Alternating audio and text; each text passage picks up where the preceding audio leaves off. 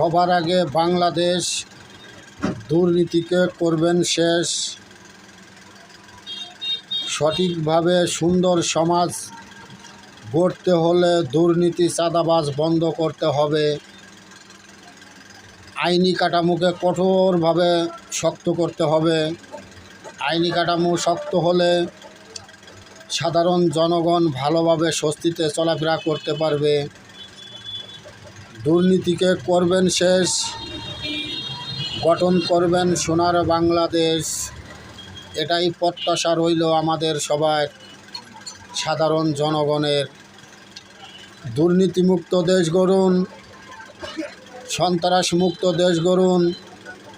সন্ত্রাস দুর্নীতিকে করুন শেষ, গঠন করুন সোনার বাংলাদেশ। নবনির্বাচিত প্রধানমন্ত্রীর কাছে সাধারণ জনগণ হিসাবে আমার এই আহ্বান রইল, দুর্নীতিমুক্ত বাংলাদেশ গড়বেন।